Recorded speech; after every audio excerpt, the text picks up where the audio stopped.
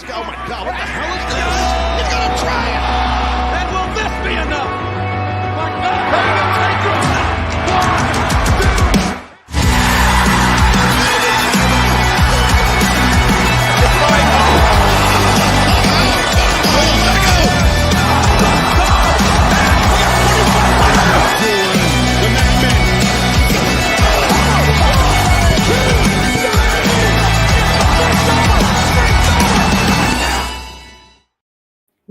What's up, everyone? Welcome back to another episode of Ruckus Wrestling. I'm Josh Mabry, alongside my tag team partner in this journey, Justin Toner. How we doing? I'm good. That's good. That's good. So a lot, even though we didn't have any pay-per-views, we didn't have any or PLEs. It depends on the company. We didn't have any of that. Not a big news week, but the one thing that has kind of been hinted at. And we had him training with his daughters. It did show that with Cora Jade and the GOAT, Roxanne Perez. But CM Punk has yet to be cleared. We thought when he appeared on Smackdown about a month ago, we thought that's when he was saying he was going to be cleared. He still isn't cleared. Then we have the McIntyre, Seth Rollins kind of back and forth. And even McIntyre alluded to, you're sticking your nose in my business, all that stuff, and trying to weasel his way into SummerSlam. I think he'll be cleared, but I think as much as I'd rather just have McIntyre and CM Punk, because it's been a freaking 8-month build, basically since he's been injured since January. Yeah. I really didn't need Seth Rollins in it, but I think they're doing it to protect Punk. So I think this is leading to a triple threat match, which I'd rather just see CM Punk and Drew McIntyre go at it. But I think that's why they're doing it. Just to, if Punk isn't cleared, which I think he will be, they just have Seth and Drew McIntyre go at it. It's going to be whatever. It's still going to be a great match, but it's not going to have the luster that it would have. And I think it's just going to be a triple threat at the end of the day. Yeah. With the way they're doing everything, I think more to protect Punk, but also I'm not thinking triple threat. I'm thinking something else. Okay, but yeah, your thoughts? Yeah, no, I agree. It's obvious that it's not like official yet. That's why he's down at the Performance Center, working out in the ring, hanging out with his kids as they posted social media. A very funny little moment with him, Cora Jade, and Roxanne. Very cute. But he's on the verge. It's good. It's like I think he's going to get cleared in time for SummerSlam, if not by the. Because he's going to be on Raw next week, so hopefully we'll see something where the match will be made official. As for Seth's involvement, I don't think it's triple threat. I'm thinking because of how volatile the situation is, that Adam Pearce says the only way this match is going to happen is if Seth Rollins is the special guest referee / enforcer. That could happen as well. Because think about it. He's already laid his hands on the referees. He didn't want to apologize to them in the Raw segment. So, given how volatile he is, and then also how volatile Punk can potentially be, I could see Adam Pearce going. The other way that I can have this match happen is I have someone in there who I know you're not going to mess with, and it will be impartial because he doesn't like either one of you guys. So, I mean. It's like he doesn't like Punk. He doesn't like Drew right now either. So he doesn't have any bias. Right. He hates them equally. So he can be completely impartial as a referee / enforcer and make this match happen. Yeah, that could happen. Because think about it. It's a perfect callback to SummerSlam 97 when Bret Hart took on Undertaker for the WWE title with Shawn Michaels as a guest referee. And of course, the legendary ending to that match is that Bret pissed Shawn off enough to the point where he went to hit him with a steel chair, and Bret ducked and he cold cocked the Undertaker and knocked him so silly that Bret was easily able to pin him, and Shawn reluctantly had to count the pinfall to give Bret the match and the title, and which led to the amazing Undertaker Shawn Michaels feud that led to the first Hell in a Cell match. Oh my God, it's got to be Kane, which is what led to that. So I mean, they could do that for sure. Triple H really doesn't do a whole lot of special guest referee enforcer stuff. that we've seen. But because triple threat would just sour it down. There's no point in blowing really that early. It's the special enforcer would be better. That's why I think Seth being the special referee / enforcer to make this match happen, I think is what's most likely going to happen. And plus, Seth doesn't have anything else to do at SummerSlam right now anyway. He doesn't have a match or a feud. It's like he's been sucked into the Drew McIntyre Punk by proxy because of what happened at Money in the Bank.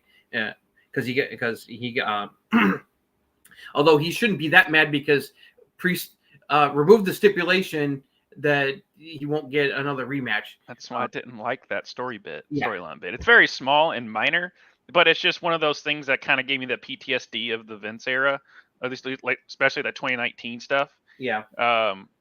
So just while they're doing that, I mean, I like your special enforcer a lot better because, like I said, because I'm kind of with you. Like the triple threat would sour it a little, whereas you have, and he really doesn't like either one of them. But I'm with you, and yeah, Seth has nothing really to do. I didn't like that story bit that they did with like it's cool because I actually know now I'm thinking about it. I know why they did it. It's because it doesn't kind of make that storyline linear. It leaves it a little open ended of maybe Priest would beat Gunther. And so even when he beats Gunther, then Seth Rollins is still there in the title picture. So I'm thinking that's why they kind of pivoted. I know The Rock hates that word, but that's why they pivoted to just go ahead and say that's fine. Gentleman's agreement type thing to slowly do that, but also leave it to where maybe Priest could beat Gunther. And the way they're booking him, maybe he could beat Gunther. Because me and just about everyone else is assuming that Gunther's walking out with the world title at SummerSlam, unless some kind of weird chicanery happens, which is possible. I don't think so. The only other thing I can see happen is that something happens and then they have a rematch at Bash at Berlin, which is not long afterwards, and then Gunther definitely would win it in Bash at Berlin if there's a rematch if he doesn't win it at SummerSlam. Right. And his SummerSlam isn't 2 nights, but it's next year that we're doing 2 nights, right? It's in 2 years that they're Minnesota. They haven't decided. They haven't announced if it's going to be 2 years at 2 nights next year. But in 2026, they've definitely confirmed that when it's in Minnesota, it's going to be 2 nights. Where Punk and Seth team up to screw Drew since. No, and plus, Seth never liked CM Punk. Yeah, no, that's why this makes sense because he's made it clear he doesn't like Punk, and he's not happy with McIntyre either. So he doesn't have a bias here. It's like he hates them equally. So it's like he can be able to be a referee and call it down the middle, and that's going to cause tension. Because neither Punk or McIntyre is going to like that, but they want to get their hands on each other, so they're going to have no choice but to accept the terms. So the reason I think they're doing 2 nights, okay, with SummerSlam, not just because it's the Summer WrestleMania, it's their second largest. I think the Royal Rumble is bigger than SummerSlam, but that's but where they're wanting to go with it is. They're wanting that to be their summer WrestleMania. Plus, if you look at the way Triple H books PLEs now, it's 5 matches, 5, maybe 6 tops. But he doesn't try and do the AEW thing of here's 13 matches. Right. A 7-hour wrestling event. So let's just do 5, 6 one night, 5, 6 the other night. But that way you can still highlight everything being the big pay-per-view that is. Also, too, if you do, as most artists or comedians or anyone that is doing entertainment, if you realize you're selling out one show, hey, let's see if we can sell another show. The product is very hot right now. Might as well see. Now, I know it's 2 years from now just because of logistics and they've already got all the venues and stuff set up for next year. But that's why they're doing the 2 nights instead of 1 is because I remember that one year that they did before they switched to 2 nights for WrestleMania, it was like a 7-hour show. And everyone was just, this crowd was tired and everything else at the end. So that's probably why they're doing the 2 nights is because they want to showcase everything, showcase all the, but not overwhelm one night with the card. Mm-hmm. Yeah, no, I don't think it's necessary either. Like Jeremy said, but I get why they're doing it. We'll see if it works. I don't mind it for WrestleMania because WrestleMania is like the newer Uno show of the year for WWE. So it being 2 nights gives a lot more flexibility to have all the titles on line, all the important feuds addressed. Right. That you're gonna blow off. The issue, and I'm kind of, and I've just thought about that when, as I'm sitting here thinking about why Jeremy was like, it does need to be 2 nights, but here's why: it's because WrestleMania, you literally have 2 months from Royal Rumble, or it's more than that because they still have Elimination Chamber in there, but it's still all the build to WrestleMania, and you have a couple of nights to do that. With either they're going to have to eliminate some PLEs to lead up to SummerSlam. Well, again, they've got a couple of years to figure it out. Yeah. But you have that build of the road to WrestleMania. That's why you can make all these other, as he just said, don't overload the card, especially if some matches haven't been earned. That's why when WrestleMania comes around, every match you're somewhat looking forward to, right? Because you've had that build up to it. Whereas you don't have a bunch of PLEs. Yes, you have the Elimination Chamber, but most of the time those are like this. Whoever wins this gets the other title shot that the other Royal Rumble winner didn't. At least that has some weight to it. And that it did stink with the Sami Zayn Roman Reigns a couple of years ago, just because Sami was so hot at that point, and it was. But you can kind of see where it was going, but that's about the only time that I'm like, I didn't like that Elimination Chamber there. But most of the time, it's still building and figuring out everything else to WrestleMania. The way these, like Money in the Bank, and then you had a couple other PLEs as well. You had, goes overseas, Clash at the Castle. You had all these other things, PLEs in between SummerSlam. By the time SummerSlam gets here, that's like a 2-week build, whereas you have 2 months build. So I don't know if they're going to necessarily axe anything. They've spaced things out right now where there's plenty of time to build towards SummerSlam right now, from where Money in the Bank is. Like getting almost like a 4-week thing. So I'm not too worried about it. I'm just worried if 2 nights for SummerSlam is going to be a bit too much. Well, only time will tell. Yep. Exactly. With that, so you don't know until you try it. So we'll see. The other thing, speaking about building to 2 nights and something that might not need to be necessary, but we're getting it, is WWE and Call of Duty, which they just released some footage from that. For more and more, Call of Duty just becomes Fortnite, which I think is hilarious. I don't play either one of them. So that's why I feel it's hilarious, because Call of Duty was supposed to be like the AEW to WWE type of thing. It's an alternative, right? From that. Well, now they're just getting more and more of skins and other things, and all. It's getting very much more arcadey rather than the Call of Duty experience, which it is what it is on that. But you've got Rhea Ripley, Cody Rhodes, Rey Mysterio, and I think one more. Or is it just those 3 so far that they've shown? I think it's just those 3. The last I heard. And then they showed the ring. I have no clue how that has anything to do with Call of Duty. And then now you can. When you down up someone, you can do like a finishing move to them that's been around forever. And they showed someone doing the Crossroads, so that's integrated there. They showed Rhea with a sledgehammer in her hand. That's probably just a melee weapon, but it's cool to see them. But it's just a matter of time since they couldn't strike a deal with Fortnite. Now they have, which I'm probably sure they did something with Fortnite, but.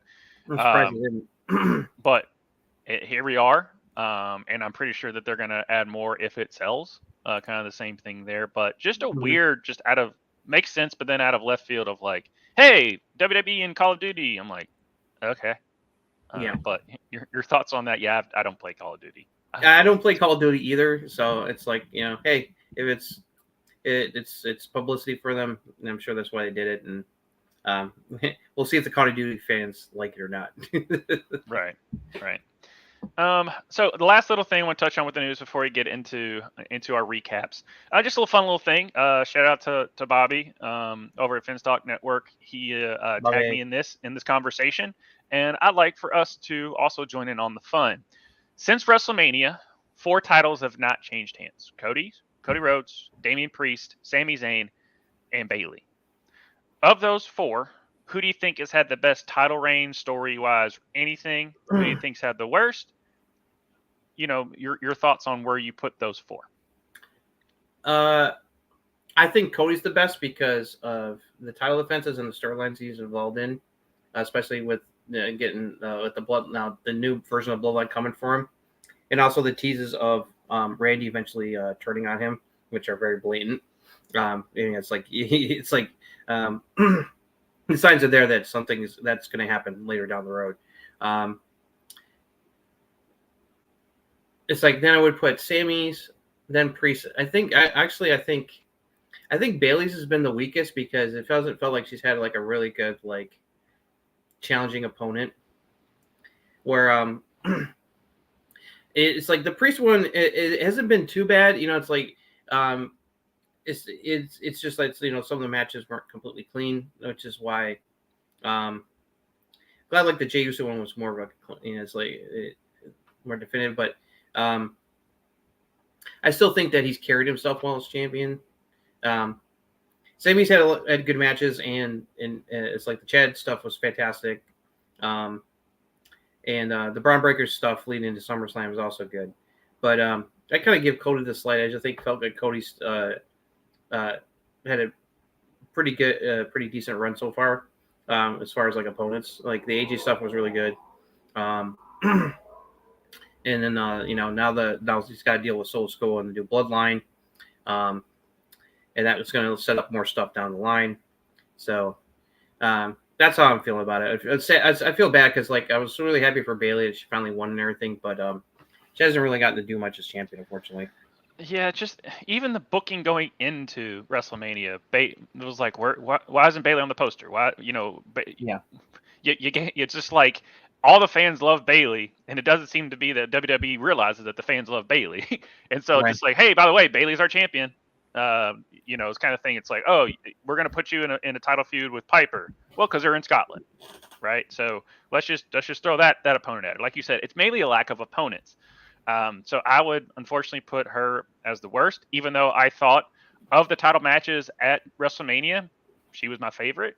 Mm-hmm. Her and Io, I thought, put on the better match, but that's obviously. And Cody's had banger matches. I mean, both his matches. Him and AJ had the best match of the champions of the championship matches. Him and AJ was easily both those matches were AJ were fantastic, completely different. It had a classic wrestling match, and then the I Quit was a lot of fun. Him and Logan was match good. with Logan Paul, Crown Jewel, kicked ass. Yeah, and so Cody's had the best matches of the 4. Some people would put Priest, some people put Sami. Yeah, I mean Sami has been underrated, but the thing is him and Chad's thing, it was overshadowed by the Alpha Academy. It wasn't anything Sami did. It's just because that was such a major thing. Even their title match at Clash of the Castle, I cared more. Sami was just there. Yeah, like I've said before. Now with him and Braun, that was Breaker, more about the breakup of Alpha Academy than right. It was more about the Alpha Academy than it was Sami's, other than your champion. And then a lot of people really like Sami's stuff. It's more of a recency bias because he's finally got a solid opponent. Yeah. And he's having solid promos, and then I'm thinking it's where they're going to go with it. And then they have been so smart. I think Priest has had the best booking of the 4. Because like you see, it's like the fallout with Judgment Day it's almost here. It's on the verge. Yeah, and the way that they've put Priest, but you said like there's always been a couple botches with Priest, so you've got to take that into account. And then people are finally starting to buy in to Priest being a legit champion. He's now starting to get that aura, like, oh, okay, yes, he's a main eventer. He has a presence. If he shows up, it's not just some other wrestler that's going to lose to X, Y, and Z, or whoever the champion is at that point. They've been smartly booking him. He stepped up to the plate. Yes, he should have kicked out. The rope became a problem against McIntyre, but he is definitely put prestige. I know some other person said that, but I think that he's definitely carried the weight of the belt, and I think they booked him well. But yeah, I would put Bayley is unfortunately the 4. Cody's the one just because he's had the best matches. Yeah. Priest has the best booking, and Sami Zayn finally is getting a solid storyline or angle, whatever technical term you want to use. Oh yeah, the feud with Braun has been great so far. And Ilya being jumped in there, which we'll get into. Yeah. I'm really liking where they're going with that. So that's where I would put it is Cody. I think the reason some people I've been seeing them like saying, "Oh no, it's Sami. No, it's Priest." No one said anything. No one even brought up Bayley. I brought up Bayley because she's also part of the 4 that has not lost. And then she's finally getting, again, it's the same thing with Sami. Bayley and Sami are finally getting a feud that makes sense and that I'm buying into as an actual threat. Even though Chad was a threat, but we cared more. And again, we cared more about Alpha Academy than we did Sami. Now we're caring, okay, here we go. Nia and then Tiffany being there, but we'll get into that. But it's both of them finally got a solid feud that we can sink our teeth into rather than just being another opponent. Priest had the best booking, Cody had the best matches. That's where I have and also these people were thinking like, oh, Cody's run has been lackluster. Number one, besides the banger matches, he's still really fucking over. Right. It's like wake up and smell the coffee. It's like, I mean, it's like he's the American Nightmare, and the Toronto treated him like he was like Bret Hart, right? at Money in the Bank. It's like they were loud. Mm-hmm. Mm-hmm. No, so it's like it's like the fans are behind him still. So it's like if the fans weren't behind him, then you would be worried. But I'm not worried about that. No. So and speaking about Cody being over, I know Undertaker on his podcast, great listen. Anytime he drops an episode, I listen. It's just so cool, all the stories that he tells. And he did say that I think Cody's going to be a better heel than he is a face. Okay, don't do that right now. That's not the time to talk about that. It's not the time. Taker. What? It's not the time to talk about that right now, Taker. I was like, Taker, do you know how hard it is to make a baby face this over that Cody is? Like, do you know how hard that is? Do you know how amazing it is that it's like under now that Triple H has been in charge, we have so many baby faces that are over with the fans. Yeah. And it's like the most popular, it's like the popularity of Cody, Jey Uso, LA Knight, Sami, now by proxy Roman Reigns, even though he hasn't officially done the babyface turn yet until he reappears on our TV screens, which will be soon. He's mega over as a babyface, and that's not even an official face turn yet. I mean, it's like, and then it's the women, like Rhea is really over still. She got that Stone Cold over of like anti-hero. Yep. You know how Becky was when she first did the man. Like she was that. You've got a lot of like top tier baby faces that are really popular with the fan base, and fans are behind them. Yeah. I mean, you had to just listen to the dueling yeet and yeah chants when LA Knight and Jey Uso were fighting over in the Money in the Bank match. Yeah, so, and Sami doing his raw baby face type promos are so good. Yeah. So, which is I remember watching those back in the day because you can tell it's not scripted, it's not forced, it is natural. Instead of that's another thing about booking baby phases back in the 2019 Vince McMahon era. It was he had you do it to the T's, make sure you say these words X, Y, and Z. Finn talked about that, rather than just hit these bullet points, which they used to do, even in the early Attitude Era, and even the Ruthless Aggression. But then it got more of say exactly this, type of thing, rather than them being themselves. So it comes across naturally, because that promo that he did to Ilya.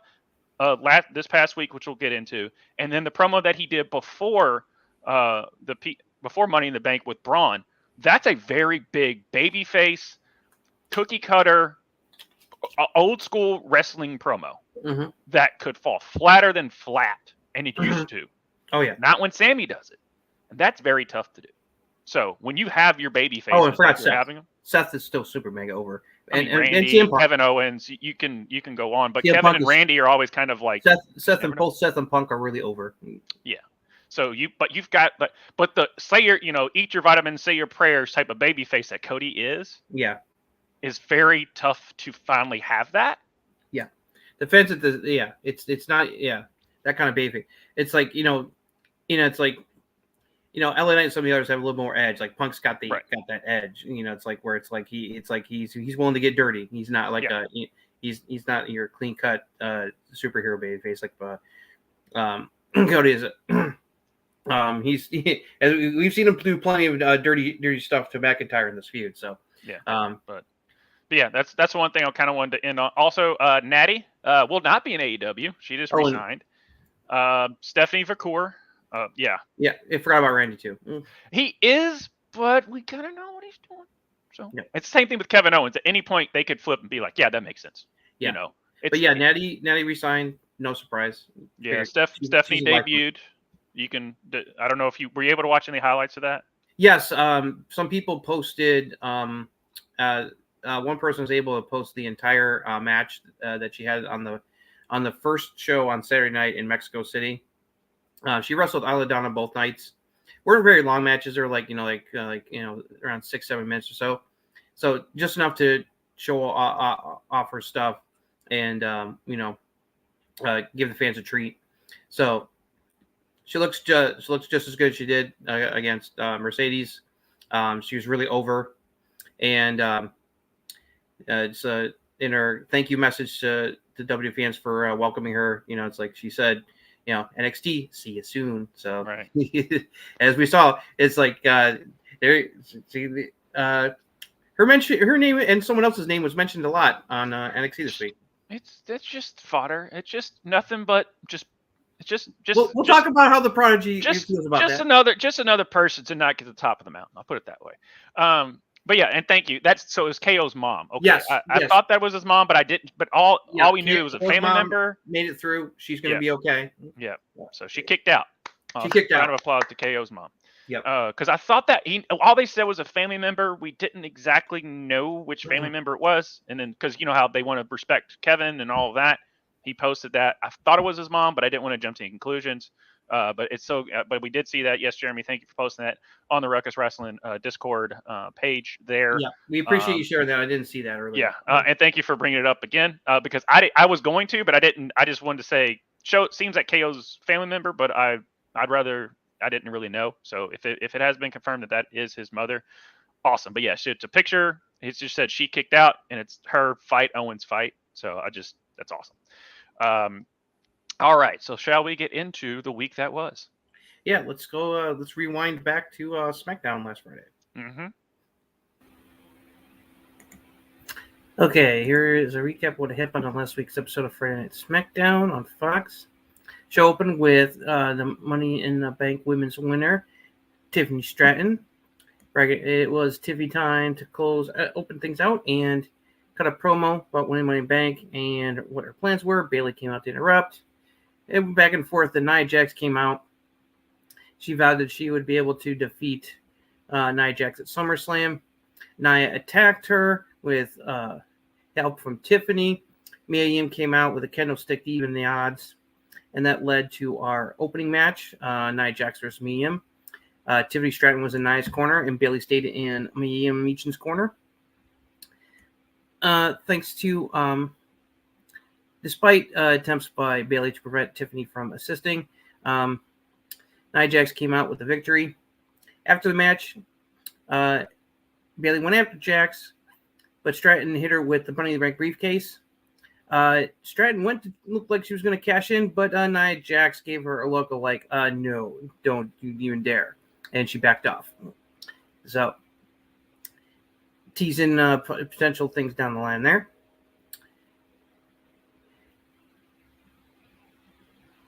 Then we had a tag team match as Baron Corbin and Apollo Crews, who've been having issues with Legado del Fantasma, teamed up against them, taking on Angel Umberto. Good match, surprisingly. Legado del Fantasma came out with the victory. A lot of people were trying to get their hands on to see Nick Aldis, including Chelsea Green, Piper Niven, Pretty Deadly, but LA Knight came out of the office saying that he got it when he wanted a contract, and it said he was going to be heading to the ring. We saw Cody Rhodes chatting with Randy Orton in the back. Randy probably saying that no matter what, he's going to have his back. Kevin's not there tonight because of what's going on with his mom, but he'll be there for him. So then we got LA Knight coming out, cut a promo, saying that Nick Aldis gave him a contract to face Logan Paul for the United States Championship at SummerSlam, and that it's got their signatures. All it needs is Logan Paul's. Knight said that he will get Logan Paul to sign a contract, and then he's going to beat him at SummerSlam and take the belt. Yeah. Then we had a singles match, Naomi taking on Blair Davenport. Naomi picked up the victory. After the match, they were shown backstage running into each other after Naomi said hello to Bianca Belair and Cargill. Blair pretended to show respect and give a handshake to Naomi, but when Naomi had a back turn, Blair attacked her from behind and laid her out. Then we had our main event match, a rematch from last week, as DIY defended the WWE Tag Team titles against A-Town Down Under. DIY picked up the victory to keep the titles. After the match, Waller and Theory were arguing about what happened, but then all of a sudden, Jacob Fatu came out of nowhere, laid out Theory. Then he attacked DIY, laid them out. Solo Sikoa then came out along with the rest of the bloodline. He cut a promo, said that as the fans chanted, "We want Roman." And Cody Rhodes then came out. He wanted Cody Rhodes to acknowledge him. Cody came out and he responded, basically setting up a match for SummerSlam. Then the Bloodline attacked. Randy Orton came out to try to make the save, but the numbers were against both of them. They tied Cody up in the ropes, and Solo made him watch as the Gorillas and Jacob Fatu did a triple power bomb on Randy Orton through the announce desk to close out the show. So that's all that happened on last week's episode of Friday Night SmackDown. This is Mr. Gift. This is a non-talking crap about Baron Corbin podcast. Okay, Mr. Apollo and Corbin Job Squad 2024. All right. Yeah. This is you do not slander the man's name. No, I understand. Just put him on Raw with Well, they haven't gotten to do much lately, so we'll see. Yeah, I mean, and then him and Apollo are pretty cool. So I mean, yeah, I thought they worked well as a team. Yeah. To be honest, but yeah, you someone has to take the pinfall, but it is what it is on that. Although I will applaud. We watch a lot of wrestling during the week, right? Week in, week out. How many times did they put someone through the announce table? It's been a lot lately. Been a lot. Has there ever been a more, oh my God, I can't believe they put him through the announce table spot than this week? The way they sold it. I'm like, I was like, okay, Cody screaming. It could come off as corny, but you have to sell it. Yeah. But that's his buddy. Yeah. And, so it's his mentor, on all that. Yeah. As I was saying earlier, that once the stuff with the bloodline is done with, we're gonna get a Randy Cody feud, and it'll be awesome. Yeah. He's been staring at the title a lot since WrestleMania. Mm-hmm. It's all the subtleties and. Oh yeah, he was great in NXT when he was paired up with Braun as a Wolf Dogs. It was awesome. You keep Baron Corbin thing because I'm trying to make. It's like Baron Corbin's my fetch. I'm trying to make fetch happen here. Okay. I'm trying to make Baron Corbin happen. It should have just been Broke Corbin. Broke Corbin was probably his best gimmick that he had. Broke Bum-ass Corbin was awesome. Yeah. Then Tiffy and Nia's and Bayley's promo went basically the way we thought it's gonna go. Tiffy's hanging around just enough to get in the good graces of Nia. I love that where she tried to cash in and Nia was like, excuse me. What are you trying to do? And she was like, no, nothing.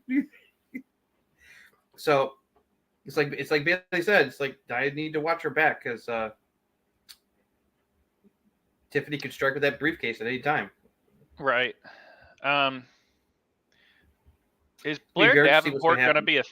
is Blair Davenport going to be a thing? I hope so, because I was kind of disappointed that she lost anyway. But if this leads to her getting like a good win over Naomi, I'll take it. At least she finally has like a feud. At least right. And it's nice to see that there's a feud outside of someone going after Bayley for the title, because right now Bayley's got both Nia Jax and Tiffany to worry about. It's a two-headed monster problem. So, so I was happy to see that. I was like a little bummed that she lost, but if this leads to her getting a big win over Naomi, I'm all for it. Did you? All right. Because I like Blair Davenport. I think she's really good. Here's another little gripe. The rematch clause. I thought we were done with those. Yeah, you don't see that used very often in the Triple H era, but it feels like Waller and Theory would have lobbied all this for it. So I was fine with that. I wasn't worried about DIY.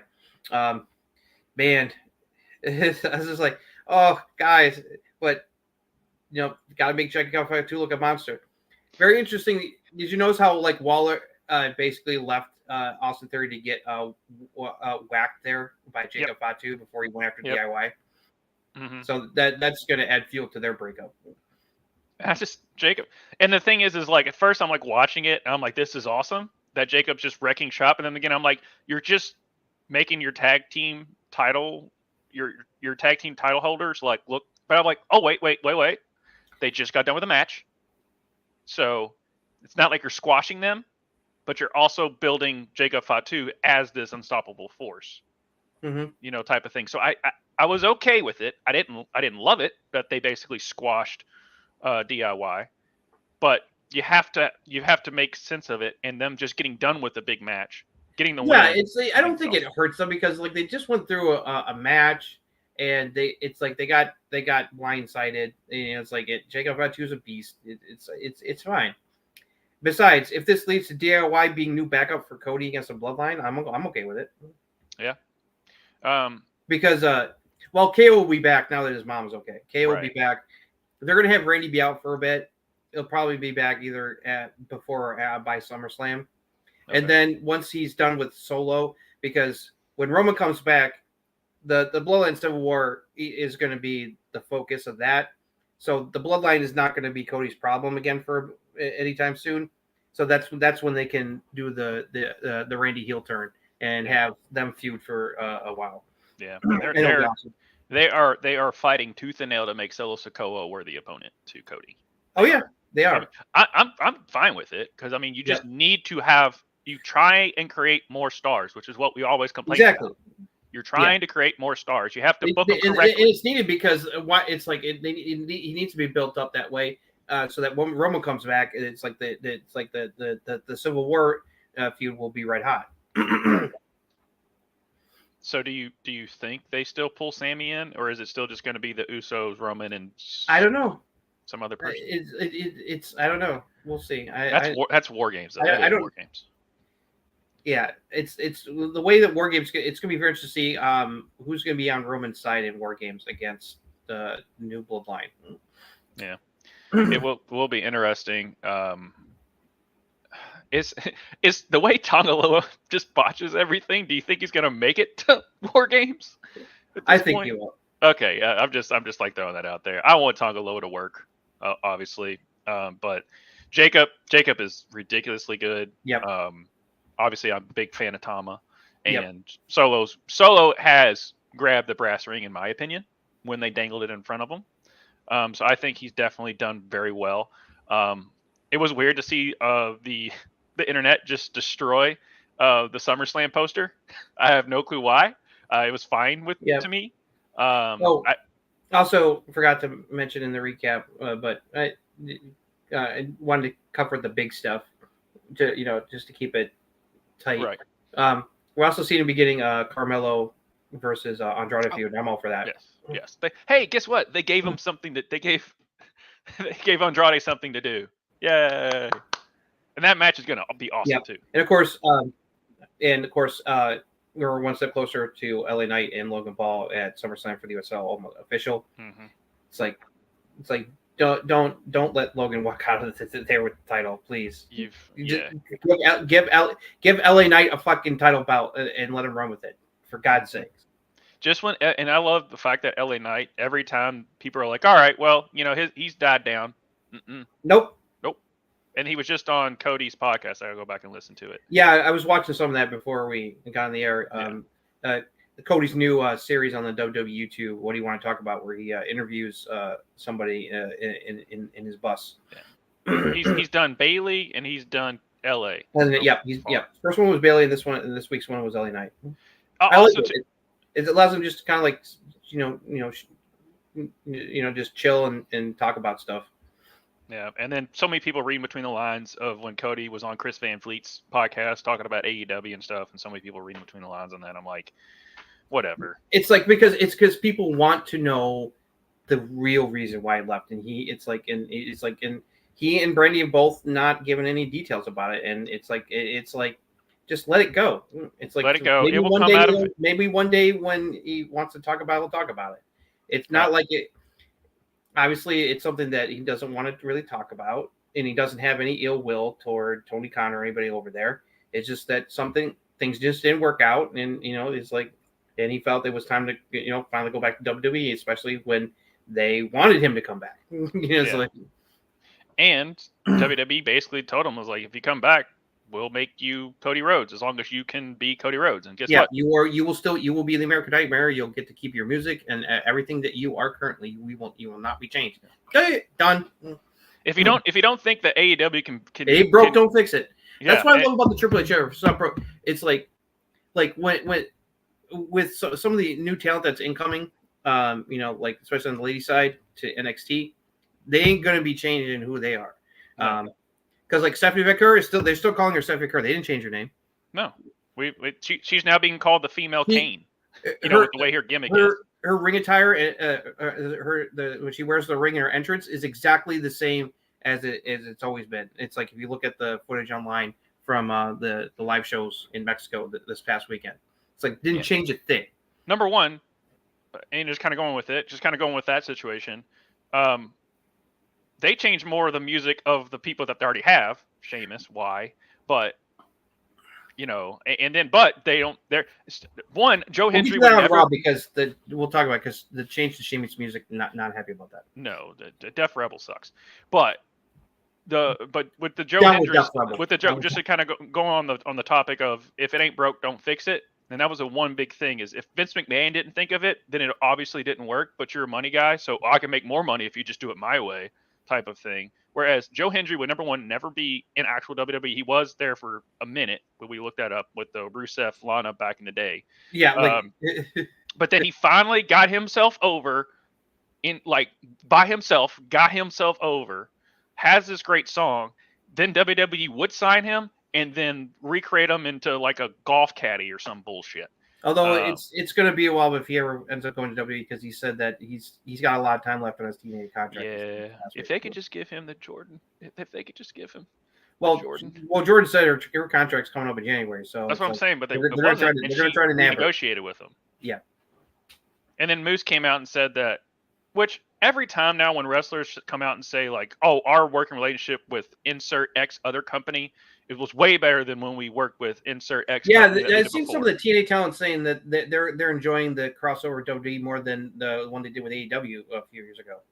I'm like, yeah, I can understand that because basically AEW just put all over their stars rather than TNA. But it's not like TNA's getting Roxanne Perez or they treated Jordan like a star, and even though she lost to Roxanne, she got to look like Joe Hendry. Amazing. Like they're definitely like a star. They're bringing more eyeballs to it, but as far as when it comes to TNA matches, that's one thing. I was like, yes, Tatum, Izzy, is it Izzy? Right, that's who. Yeah, Izzy. Yeah, Izzy name went over. So that's the only thing is I want to see a bigger star. I mean, they might lead up to it if like there's a Slammiversary or something. And Charlie Dempsey is showing up. Again, but it's still one of those like mid Carter type NXT stars where I just like to see. Roxanne show up, or just what they're doing with Joe Hendry. Like, they're over, bring them to TNA. Right. But yeah, this isn't the Joe. As much as I'd like it to be the Joe Hendry and Roxanne Perez podcast, it's not what this is. So Yeah. we'll move on. We'll talk more about yes, Joe Hendry when we get to NXT. yeah. But let's move on to Raw. Yeah. Oh, other than that, Oh. thought the show was okay. Yeah, I thought it was a fine show. It was all right. Nothing to write home about. I like Tiffany's promo. It's like I'm very happy it is Tiffany time, and she's getting that spotlight. I can't wait till it'll be awesome when she finally catches that briefcase. Yeah. Yep. I know how much you like the Tiffy time. And does Jacob Fatu have a better moonsault than Tiffy? I like Tiffany's better. It's a little more smoother. Yeah, she does all three. He just does boom boom and then goes. The freaking weird moonsault that he does he springs off his legs. Yeah. I wish they would shoot that a little bit better. That shot, I didn't really care for the shot. We've seen him do that in his highlights. I'm surprised that they're like, yeah, go ahead and do that. But yeah, he is a monster, dude. He is. He has the physical force of Solo with the agility of the Usos. He's living up to the hype. Yeah. All right. Wonder what's going to be if his mic skills are anything worth a crap. And I've seen him some of his promos in MLW. He could be there. I can't wait for him and KO to have a one-on-one match because it's going to be off the Don't tease me like that. All right, here we go, Verlaw.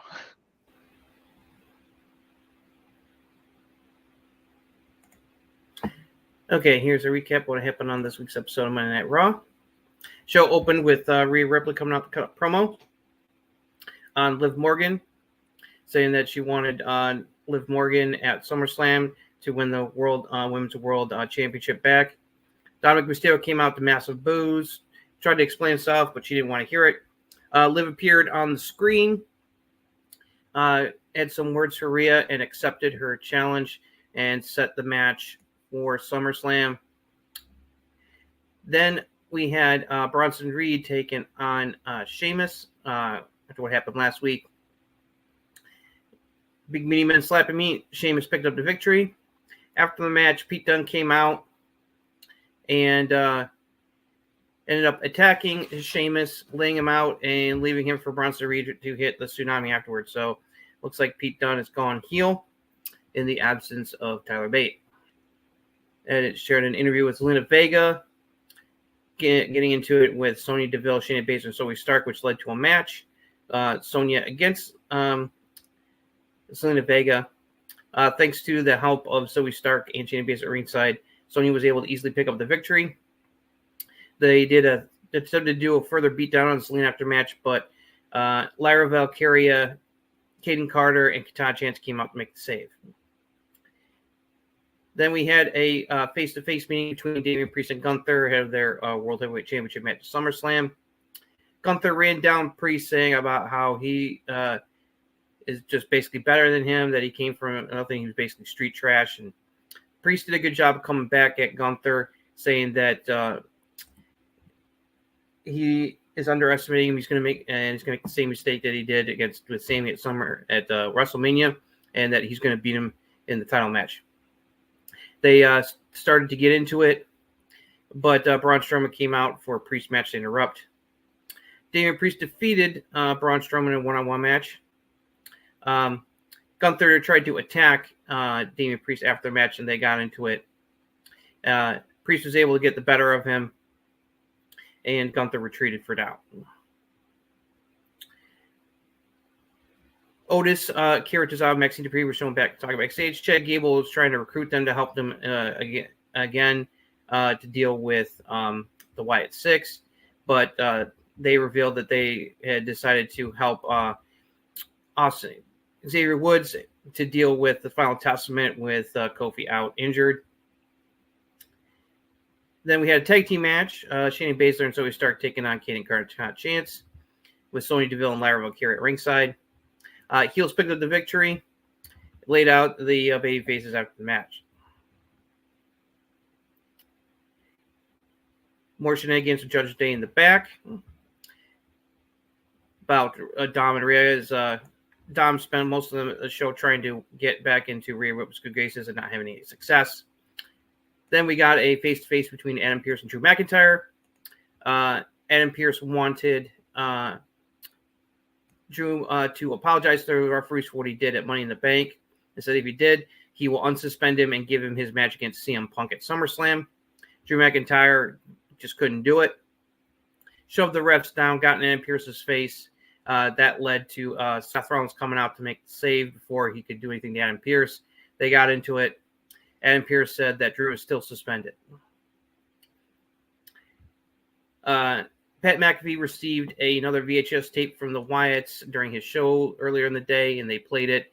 It was Eric Rowan this time chatting about how things got really bad for him after losing both Bray Wyatt and Brody Lee, and that someone, Uncle Howdy, a.k.a. Bo Dallas, reached out to him, pulled him up, and gave him a new purpose, a new family. Very good stuff. Then we had Dominic Mysterio taking on Jey Uso. This was because Jey was trying to hit on Rhea, and Dominic wanted to match with him, teach him a lesson. Jey picked up the victory. Liv came out to help him during the match, but it didn't help, and Rhea was still pissed at him. But in the back, she said that that Dom is hers, and looks like she's gonna give him a second chance for now. Chad Gable came up the ring, called out Bo Dallas, saying that he knows he's Uncle Howdy and behind everything that's going on. Bo Dallas came out, and then he was immediately jumped by the Creed brothers, finally turning heel and aligning themselves with Chad Gable. Three of them did a massive beatdown on Bo Dallas, who kept laughing. The rest of the Wyatt Six eventually showed up to help him, and the Creeds and Chad Gable retreated. Then we got to the main event, Intercontinental Championship match, Sami Zayn versus Ilya Dragunov. Adam Pearce had ejected Braun from the building earlier, but that didn't stop him from coming out to interfere in the match and cause a disqualification, and led to him spearing and laying out both Ilya and Sami Zayn to close the show. And so that's all that happened on this week's episode of Monday Night Raw. Oh boy, we got so much to talk about this show. Yeah, I do want to say this. I've never popped so hard over just a random comment by Pat McAfee, but when Sheamus, which I realize he's done it multiple times, where he just goes up after he's been sweaty and just hugs the crap out of him, just does that. Yeah. And he was like a big sweaty Irishman beating the hell out of a big Bronson Reed. I don't know why, but that just popped me so much when he did that. I want that soundbite of just a big sweaty Irishman, like just the way he said that. So that's a little tidbit. But do you want to start with Judgment Day? Do you want to start with Wyatt? Do you want to start with the Creeds finally join up? Like, where do you want to start? There's a lot. I want to start with the Liv, Dom, and Rhea stuff, because that was like the opening in the bookend, kind of like a bookend of the show almost. Best promo Liv's done in quite some time. Oh yeah, no, her promo on the screen to rebut to Rhea was really good. Really looking forward to that match, and I did like that it took a while for the Rhea to kind of like relent and be like, okay, Dom, I'm giving. It's like we're okay for now.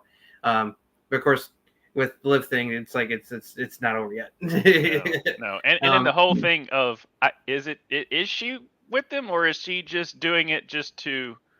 I love how Priest is sympathetic, even though Dom's a heel. He's starting to go babyface. He's still saying he's like I tried to warn you, dude. It's like, why'd you do it? I tried to warn you, dude.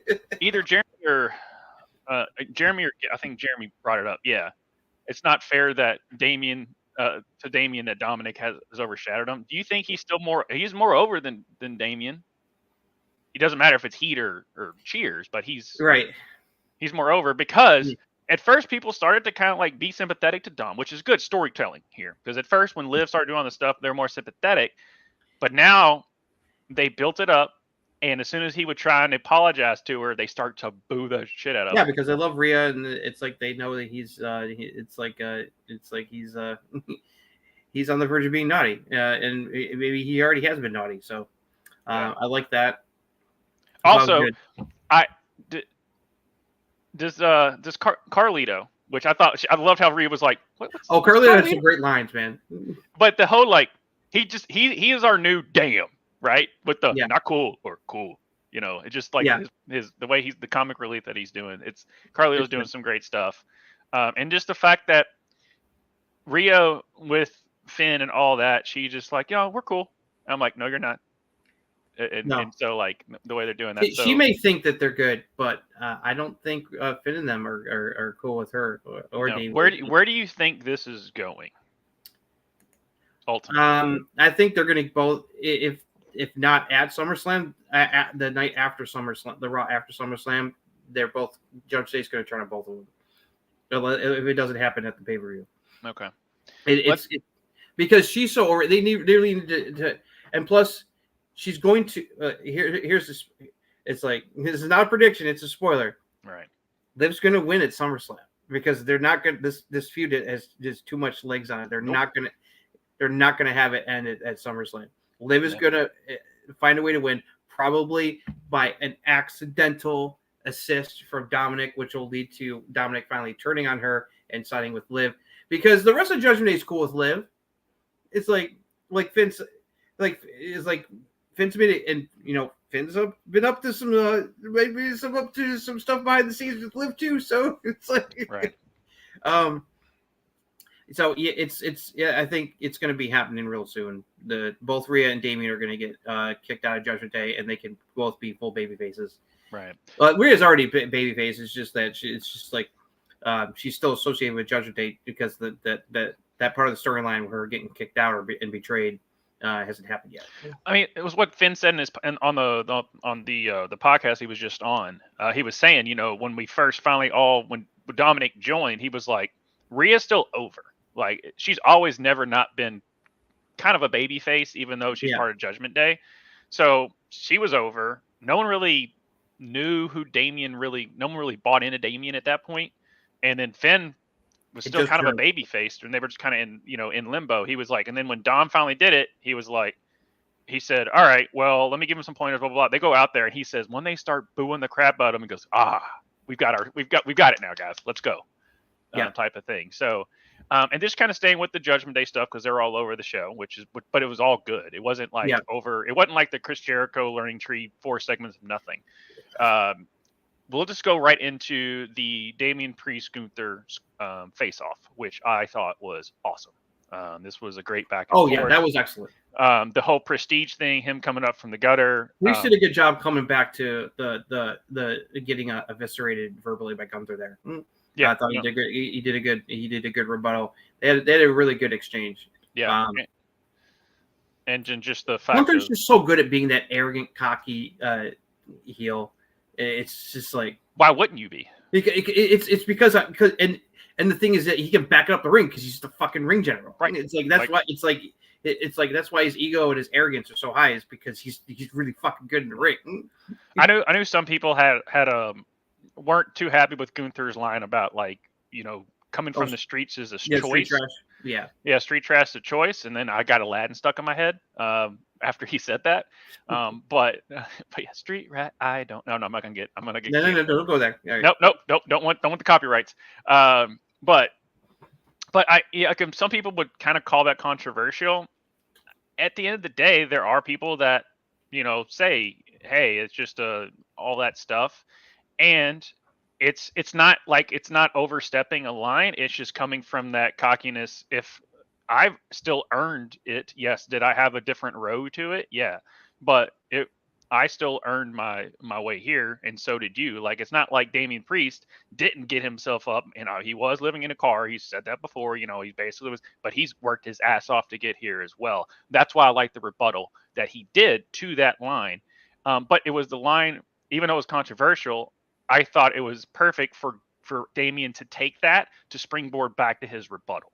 So even though the line could be controversial, Damian used that to fuel his comeback, which made this segment work. Yep. I thought it was good. And then Damian kind of going over him at the end of it. Again, they needed that because it's like he's got to look strong going to this match. He's got to look strong, and then they paired him up, and he had a solid match with Braun Strowman. Because you want the fans to believe that he has a chance to beat Gunther. Right, and so you pair him up with Braun, and it's not like just some random match. They had a story. It wasn't like some typical, let's just have these two guys fight each other like the AEW booking. But you already had him having issues with the Judgment Day. Hey, guess what? Here's Braun. here's how we sell that Damian can still be worthy of beating Gunther. Now, Yeah, but you he just built- attack he- his knees the whole he time beat that he did Braun Braun? all by himself. No shenanigans from Judgment Day. Nope. So No, that was he huge. beat him clean. This is how you build to an unstoppable force meets an immovable object type of match. That's what Next, I want to highlight what Gift brought up. Yes, the badass bruiserweight is back. I don't mind that he's gone heel on Sheamus because it makes sense because of what happened previously. So I'm fine with it. It gives them both something to do. Thumbs up on that. My man, it's like he just can't help himself. It's like I loved how he was all like how happy-go-lucky smiles, and everything was fine until Adam Pearce was like, "I'll give you the rematch with Punk, but first you gotta apologize to the referees, and then we can move on." He just couldn't do it because he was like, I'm in the right. I was screwed. Right. And I mean, like, and again, this is good storytelling where you understand why he was like, screw them, or I'm not going to do that. But screw all, like, no, they screwed me. You know, they allowed CM, because the thing is like, you hit me, he was like, really? And CM Punk doesn't get any blowback from Seth's involvement. Like I said, it makes it clear that Seth is gonna be involved in this match. Like I said, I don't think it's going to be a triple threat. I think he's going to be like the special referee, because it's probably the only way Adam Pearce is going to allow this match to happen at this point, because Drew is still out of control. Punk keeps doing things. It's like he knows that Punk's going to do something that'll piss McIntyre off eventually again. So it's only a matter of time. It's so once Punk announces that he's been medically cleared, it's like okay, we'll get a little bit more forwardness. But I like what they're doing. I mean, Punk's going to be on the show next week. We'll see what he has to say, because he's going to be lobbying hard for Adam Pearce to be like, I don't care. Just unsuspend him. Give me the match. I want him. It's like I want to. It's like just give him to me. They both want it. They both want to get in the ring and tear each other the fuck apart. All right, Batista, give me what I want. Basically, it's like CM Punk's going to be in like give me what I want mode. Yeah. So it's again, this has been one of the best builds to a feud that has no title. They brought Seth into it. It adds a whole nother layer to it, and also it sets up Punk and Seth to have their proper feud after Drew and Punk is over with. Yeah, so man, Bad Blood is shaping up to be a hell of a PLE. And with some of the feuds that are going on, the name is so appropriate. I mean, there's a lot of feuds that the Bad Blood label applies to, and not just with Punk and McIntyre. Bloodline, the Bloodline. Liv and Rhea is there's a lot of bad blood there.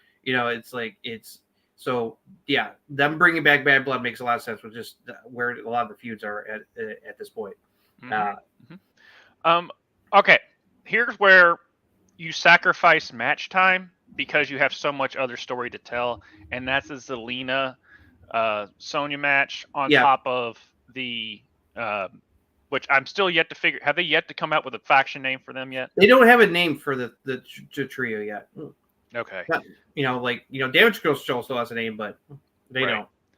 And then the Katana Chance, Caden Carter, which please book them better, because they are the only female. It feels like they're starting to try to give them something to do here, right? Because it's like they're trying to establish that this new trio of Sonya, Shayna, and Zoe Stark is a threat. And they definitely look that way, especially with Damage Control having the week off for obvious reasons, because Io was over in Japan doing the Marigold show this past weekend. Right. So I'm guessing they just haven't figured out a good name. But Zelina did have a really good zinger. She did. I couldn't hear past her forehead. I did like that. So I mean, I've always liked Zelina. She's fine in the ring. She's great on the mic. That's the reason she was with Andrade in NXT, because she's such a good.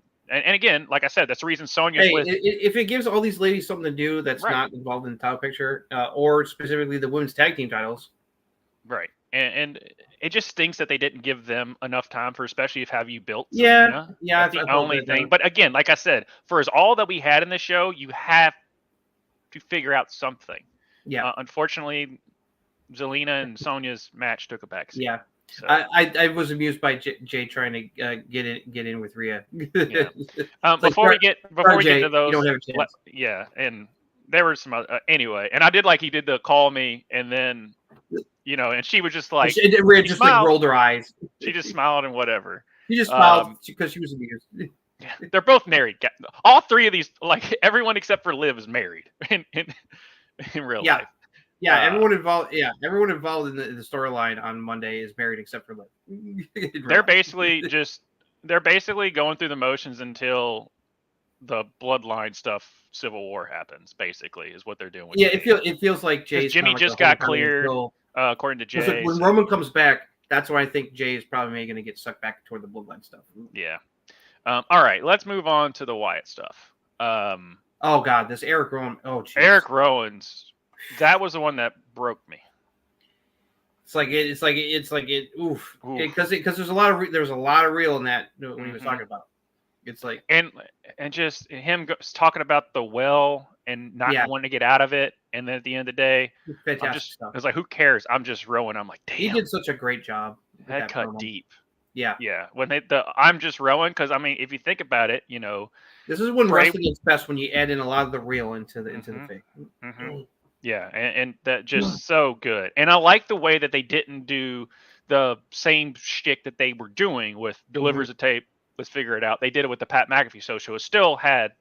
They still showed the delivery of it, stuff like that, but it wasn't the whole pomp and circumstance that they did. Because again, I didn't really care that they did it the second time. I wanted them to I hope they continue. They do the next videos is each of the other members explaining why they've joined this faction.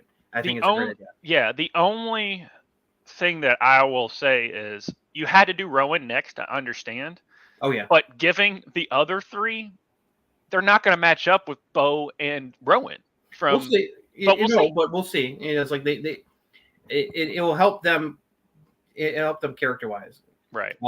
And I'm surprised that they finally pulled the trigger, showing the Creed brothers aligning themselves with Chad Gable. This has been rumored and speculated for a long time, and they finally pulled the trigger. It was, it's like Team. It's like this generation's version of Team Angle, and I'm all for it. Yeah, I mean, it should have happened a long time ago. I think it should have happened after Clash. Yeah, or they came at Clash. So I thought that they kind of spun the tires a little bit too long with them finally joining, especially if they're going to feed them right to the Wyatts. How they're building them, but you have to give if they're going after Chad. You have to put the Creeds in there to give it some type of relevance of like, oh, then this could work instead of just one team just squashing the crap out of Chad, and then Chad goes into irrelevancy type of thing. Yeah. So you had to have the Creeds there. The question is, will Otis and them get sucked into this eventually against their will? Yeah, but this is the realism that they were talking about. Is Bo Dallas came out? It wasn't Uncle Howdy. It was he came out as Bo Dallas. He was not dressed up as Uncle Howdy with merch, on. So I did like that. And I'm glad they're going for just the creepiness and not the supernatural stuff where it's just like he was laughing and they all got nerved out. And I love how Chad's like, "Why are you laughing? Why are you laughing?" Yeah, and then someone pointed out on the internet, because I didn't notice it the first time I watched it. Bo was sitting there going, "Yeah," as a ode to Brody Lee. Yep. That's what they did. So like this all pays homage to the past while moving forward. Yep. Good stuff. So I thought that was very poetic. Yep. And that shot at the end, that was with all of them in the ring together. With all in the ring and him doing that. And they still just did the clock or whatever, the gear turning with just the single. I really don't want them to bring back the most recent Bray song that was part of. Yeah, no. I think they can now. Def Rebels, stay the fuck away from their theme song. That reminds me, Sheamus's new music sucks. Why'd they have to change it?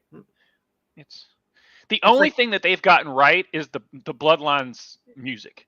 So I don't know who first reported it. I heard JD New York mention it, JD from New York, but that apparently maybe that their contract to do music with WWE is up next year. It's like get someone new, for the love of God.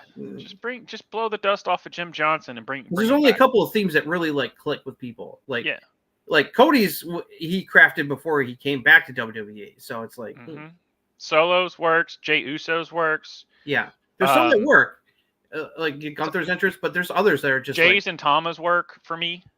There's some that are just so generic. Yeah, I mean the freaking Dominic's actually works. Rhea's was hers. She crafted that. Oh yeah, brutality. And then but the Damian Priest just Bayley sucks. Damian Priest doesn't do well.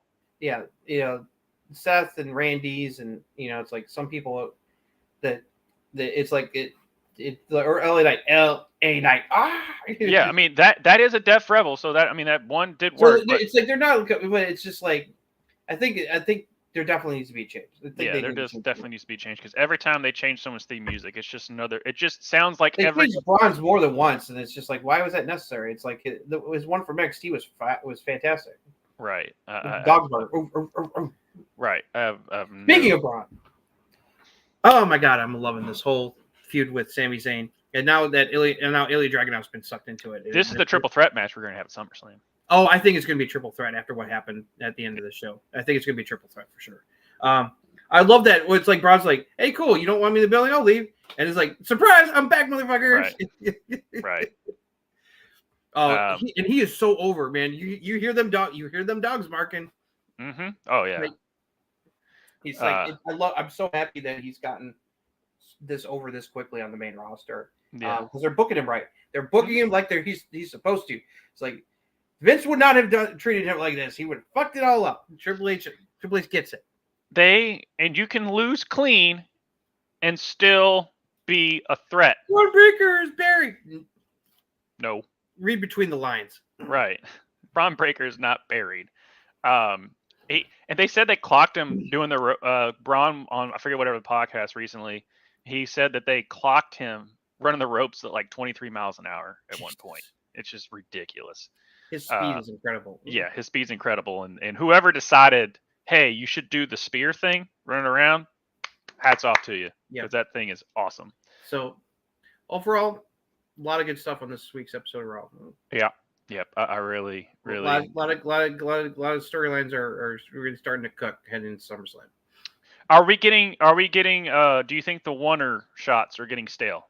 Are they still working? No, I still like him. Okay. It's like, because they're different. I'm enjoying them still. At this point, they've become their own part of the show. Like their own, like, oh, when's Warner going to be? And as soon as Rhea got off the elevator, I'm like, this is our Warner. This is what we're going to be. Because typically, I'm like, thankfully, it's not Jey Uso for the 7th time. Because they're doing it with different people. They're not. It's right. Like, as long as they don't do the Braun one with the aerial shot of him running around the ring for a spear, don't do it too often. It's still cool. So yeah, still cool. But yeah, no, this is a lot happened on this show. Yeah. So, no, a lot. I have to say, even though Raw's still 3 hours, they're really doing a good job of pacing the show a lot better, where it doesn't feel like it drags. Right. All right. Let's move on to AEW. Oh God, which had more wrestling in it than Raw. I don't know why. That's what happens when you have an Iron Man match. Yeah, let's talk about. All right, here's a recap of what happened on this week's episode of AEW Dynamite, the 250th episode of Dynamite. The show opened with a match everyone was hyped for. International Championship match as Will Ospreay defended against Maxwell Jacob Friedman, MJF. This match delivered and then some. It went almost the full 60-minute time limit. This was a 5-star banger match, one of the best matches I probably ever had at Dynamite. An insane finish. Ospreay tried to finish MJF with a Tiger Driver, but he hesitated. That allowed MJF to recover and knocked Will into the referee. While the referee was knocked silly, MJF pulled out the Dynamite Diamond Ring, knocked Will Ospreay out cold with it, fell on top, exhausted, and the referee recovered to count the pinfall with just 2 minutes left before the time limit would have expired. And MJF cheats to win and defeats Ospreay to win the International Championship in a banger. That was a hell of a way to open the show. Then we got the Acclaim talking with Mark Briscoe, and it was made official that the Acclaim would join Team AEW for Blood and Guts. So they just needed a 5th member. More on that later. Young Bucks got a promo in response, saying that there's no way that they claim are going to take the tag team titles from them. They're going to win Blood and Guts next week and prove why they're the best faction in AEW. Mercedes Moné came up to chat with them. Okada kind of got aroused with Mercedes dancing and got all sweaty. Okada's awesome. We had a segment with the Learning Tree. Jericho and company came out going over footage of what they did to Shibata, Hook, and Samoa Joe recently. And Jericho said that's what happens when you don't listen to the Learning Tree. Then Minoru Suzuki came out, confronted Jericho and attacked, set up a FTW title match next week with both Big Bill and Brian Keith Bart from ringside. Then we had Mercedes Moné defending the TBS Championship against Nyla Rose. Mercedes Moné picked up the victory, making Nyla tap out to the crossface statement maker. After the match, Mercedes grabbed a sign from a fan at ringside that was pro DMD and ripped it up. But that fan was under a mask, and of course, it turned out to be Britt Baker. Mercedes had the Bucks ban her from backstage, but that didn't stop her from getting into the crowd. Britt went after Mercedes Moné, had to be held back by security. Mariah May came out dressed up just like a timeless Toni Storm and cut a promo going over actions about why she did it and said that she should have just done it, wish she had done it sooner. The fans gave her a little bit of what chant, eventually We Want Toni. Mariah closed it out that Toni's greatest performance last week was what happened to her, and that she's going to defeat her at All In and Wembley to take the title. And going forward, All Elite Wrestling is now all about Mariah. Then we got more stuff setting up the Bang Bang Gang taking on the Patriarchy for the AEW Trios tag team titles on Collision this weekend.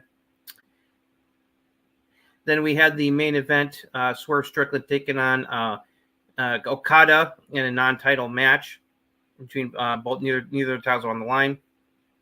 This went into an overrun. Good stuff, although it didn't last long because, of course, as you'd expect, the Young Bucks came out to attack, which led to a disqualification. That brought out everyone involved in Blood and Guts so far. The rest of the Elite, Hangman Adam Page, the Acclaimed, Mark Briscoe came out to make the save. Eventually, Darby Allin showed up, rappelling down from the rafters like his buddy Sting, and got into a brawl with the heels, and confirming that Darby Allin was the fifth and final member for Team AEW for Blood and Guts next week. And the brawl between the babyfaces and the heels closed out the show. So that's all that happened on this week's episode of AEW Dynamite. So that Iron Man match was a thing of beauty. Not Iron Man, this match was just, and if you needed a reminder why Will Ospreay and MJF are two of the best wrestlers on the planet right now, this match is what you need to show to people and understand why. They went almost 60 minutes. I flubbed. It's like he won the match with 2 seconds left before the time limit was going to expire at the hour mark. So yeah. They fooled me. I thought this was going to go to a time limit draw and set up a rematch at Wembley, but no, they decided to pull the trigger and let MJF cheat to win and take him out of the match. And the saga of him hesitating to use the Tiger Driver and it costing him continues. I think that's obviously leading to something happening. This match was amazing. It's a match of the year contender, one of the best matches on TV all year. It's like you got that for free, guys. Yeah, 5 stars, no question. No, well, some of the internet, I guess some weirdos on the internet don't want to shit all over the match for some reason. I don't understand. Oh, they both kicked. They've used the Styles Clash twice, and it was just another move. I'm like, everyone kicks out of the Styles Clash now. And AJ got tired of it too. AJ sent out a tweet where he goes, I don't care. It's like it doesn't bother me if other people use my moves. It's like wrestlers do it all the time. Yeah. It's in a way it's flattering because it's like they're painting. It's like it's like the move is so well known that it's like they want to use it. Right. Like, Shout out to the 7-year-old getting her chops in. Right. If AJ isn't offended, why should you be offended that he's using the Style Splash? Yeah. Like, I mean, and like I said, shout out to the 7-year-old getting her chops in on MJF. do you think Cody cares that Ospreay used the Crossroads on MJF? No. It was more like an FU and a nod to MJF's past. Everyone kicks out of a Crossroads. He has to do it 3 times before he gets. Like Roman said it at WrestleMania, it's a crap finisher. That move sucks. Yeah. No one, everyone kicks kicks out of that. Yeah, and what Giff was saying here, that was another thing I wanted to bring up. Was some people giving crap about Okada because they're like, he was like the biggest thing in New Japan Pro Wrestling. It's like, this is actually Okada being Okada. If for people that don't follow Okada, like he's always been the goofy trickster guy. Awesome. I love it. The stuff where he's getting all turned on by Mercedes Moné is like, I thought was freaking hilarious. And then with Nick Jackson, like after the show, they did like a promo on the internet, and he was like, "You're a bunch of assholes." And then Okada comes back, and goes, "No bitches." Yeah, just like bitches. Those little things. It's like I am enjoying it because Okada's still gonna put on banger matches. I love heel elite Okada. He's awesome. Yeah. I forgot how good Nyla Rose is. Yeah, she's kind of been forgotten, unfortunately. Yeah, and she was hilarious in the ring about like her getting mad about the DDT and stuff like that. Like that was no, this was a good adding more fuel to the fire between Mercedes and Britt. I loved that she pulled out the CEO glove to mock Britt. Right. I thought that was brilliant. And of course, as soon as I saw that Maps fan, I was like, "Oh, there's Britt Baker." Yeah, you knew it was going to happen. Yeah. With that, do you like that they booked a DQ match for a DQ finish for the main event? Yeah, because there's no way Swerve Okada should pin each other. Okay, I was with it. I knew it was going to be a shit finish because it's like both sides were going to get involved. There was going to be a big brawl, to set up Blood and Guts next week. It was the same thing with the Sami Ilya main event. Like we knew Braun was going to come in and screw it up. Exactly. So, I had no problem with it. It was fun while it lasted. It wasn't that long. I mean, it's like, but it makes sense that they throw Darby in there. It's going to be very interesting dynamic because Darby and Swerve have some very ugly history last year. So it'll be interesting to see how they're going to put aside their differences because they both don't. They at least, but they have a common enemy. They don't like the Elite very much. So. I'm just waiting for the build where the Elite or whatever and Hangman is still just like, I don't care. I just want him. And he's yet to call him Swerve. He has yet to say Swerve by his name. He doesn't call him by his name. No, and he's like, I just want him. I don't care. Just get out. I'm the only reason I'm here. I don't care about you guys anymore. I'm just here because I thought it was hilarious that Jack Perry's like, yeah, we don't give a shit about Brandon Cutler too. Here, let me show you. And he beats the shit out of Brandon Cutler. It's like, you think that's going to bother me? Right. I thought that was hilarious with Darby and stuff like that. But yeah, no, all in all, this is a fun show. For the 250th, you've got me wanting to come back. Oh, the Mariah May stuff. I like this. What really pissed me off though was the what chance. I fucking hate when there was no justifiable reason for the what chance. Freaking Shivani just went scorched earth on her for no reason. Stone Cold has said many times that he hates what the what chant has turned into. 20-something years later. Right. It's like it's just I don't know. It's but like yeah, she was taking her time. It's like, and she was also like mocking Tony times Tony at the same time. So it's like, right. Shut the fuck up. Right. And then, but yeah, Shivani was just like, just talk, bitch. And I was like, whoa, Shivani, what are you doing? I popped a little bit when he said that. I was like, it was a good promo, basically confirming that had been playing Tony all along. Good setup. I mean, they're taking homage to a classic movie, All About Eve. I mean, she flat out even invoked it with, it's all about Mariah now. Right. Yeah, and I mean, and like we said, if you're trying to create new stars, you got one. Don't bury her. Nope. Tony. Let her go over on Tony. Oh, Hey she's Tony, gonna let beat her Tony. go over on Tony. She has to beat Tony at the pay-per-view. If you're one, Tony's had a really good run with the title. It's okay for her to drop it at this point. Yeah. On that, This run puts her first 2 short, awful title reigns to shame because of the matches she's had and the time and the work she's put in with the Timeless Tony character. This has been a fantastic run for her, and it makes me happy as a Tony fan. So let me ask you this: going into All In, we've got Mercedes, Britt, Yep, Swerve, Danielson. and Danielson. What do you do with Osprey? You just do Osprey, MJF, and some weird ass. Right now, I'm going to assume rematch between Osprey and MJF, and we'll see if Danny Garcia gets involved or not. Okay, and then what do you do with the Bucks and Okada and? I think Bucks versus the Acclaimed, I think will happen at Wembley. Okay. Okada, I don't know. Darby, at this point. Maybe Darby. I could see Darby. Okay. Well, he's gonna go after Jack, so I think it'll be Jack versus Darby for the team. That makes more sense. So I don't know where that leaves Okada, or Hangman. That's a little challenging. Also, Pac is like saying that he wants a match to have a Wembley moment. So it's like this got. It's like we're gonna see. But hasn't he already faced Okada? Yeah, he already faced Okada, so it's like he faced him at the recent pay-per-view. So you're not going to do Orange Cassidy because he's doing other stuff. Yeah. I don't know. In the comments, guys, who do you think Okada's gonna? Who would you put Okada against at Wembley? Because you can't not have Okada for as much money as you had it. It just stinks that to me, it's still Swerve and Danielson's still going to be amazing, but I just rather see Hangman and Swerve go at it one more time. I think we'll get Swerve versus Hangman at All Out.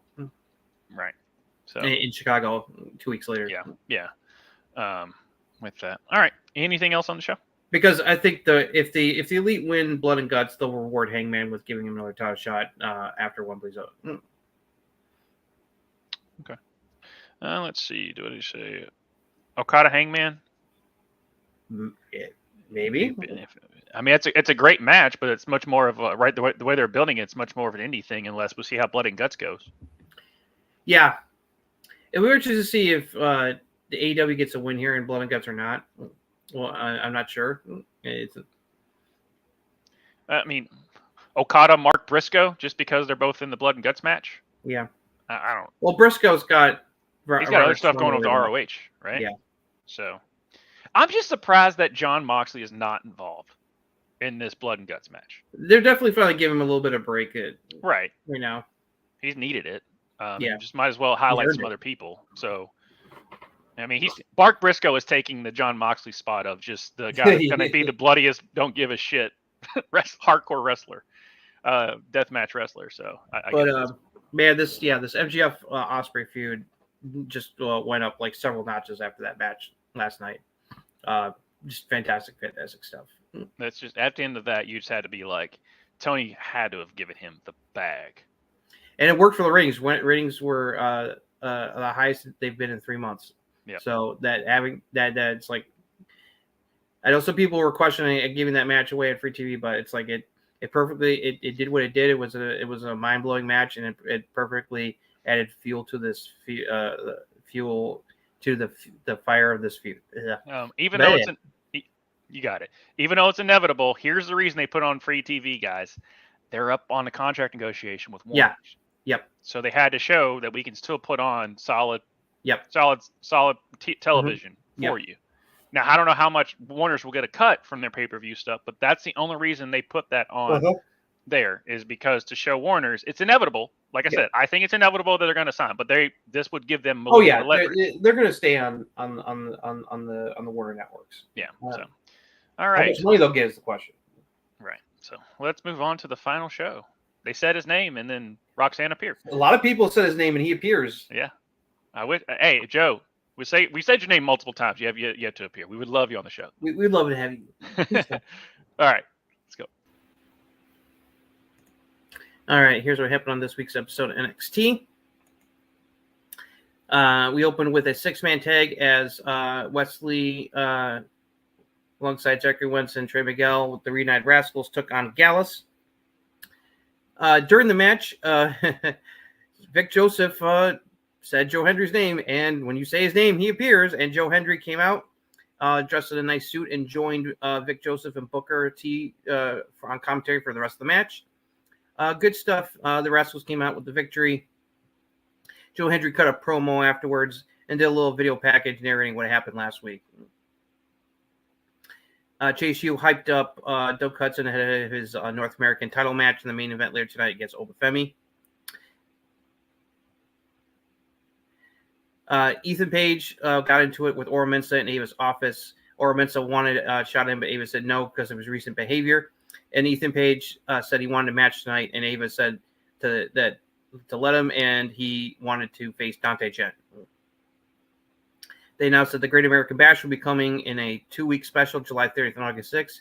It would be airing on Sci-Fi Network instead of USA because of the Summer Olympic coverage. Then we got to a promo from Roxanne Perez saying how awesome she is and that at only 22 years old. Said that name dropped Charlotte Flair, saying that that's who she aims to meet and surpass. She name drops Stephanie Vaquera and Julia and the buzz about them coming to NXT. And that bothers her, and it should be all about her. Thea Hale came out to interrupt and to rebut, and that set up a title match between the two of them at Great American Bash. The two got into a brawl with Thea coming out on top with the Kimura lock, making Roxanne tap out. Lil Vice was being interviewed in the back. She got into it with Fallon Henley, JC Jane, and Jasmine Nix, this new heel faction, which led to a match between Fallon and Lola later. Klein Jordan was also interviewed. I also mentioned Julia and Stephanie Vaquera coming. And then Wendy Chu got a little weird with her. Sounds like Wendy Chu is going to be coming for Kalani in the title, I guess, soon. Then we had Javon Evans taking on Brooks Jensen after Brooks attacked Javon last week, taking him out of the main event match. Javon picked up the victory.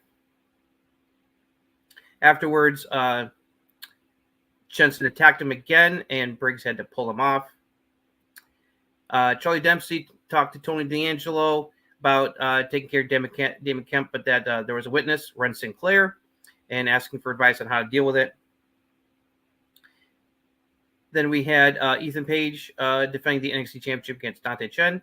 Not a long match, mostly dominated by Page. Dante got to look good for a little bit, but Ethan Page, of course, came out on top. Once again, Ora Mensah came out to attack him. This time laid him out and did a virtual pin where he got on top of him and counted 1, 2, 3 after he laid Page out. Gallus walking backstage bitching about Joe Hendry, and of course, when you say his name, he appeared once again and cut a promo saying that he's going to be sticking around in NXT for a while. So we're getting more Joe Hendry. Then we had Tatum Paxley taking on Izzy Dame. Tatum Paxley picked up the victory.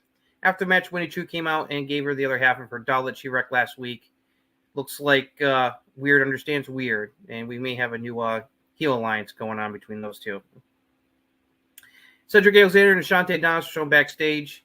Ashante tried to hit on Last Legend and Jakir Jackson, but Ora Mensah told him to get lost. Then we had JC Jane versus Lola Vice. Lola Vice picked up the victory with the spinning back fist. Fallon came out, and it was they attempted to do a 3-on-1 beatdown after the match, but Sol Ruka and Carmen Petrovic, who've had their issues with those trio, came out to make the save, setting up a 6-woman tag probably soon, I would guess. Then we had a mixed tag as OTM and Jada Parker took on the Good Brothers and Michin Miyam. The Good Brothers and Michin picked up the victory in this one.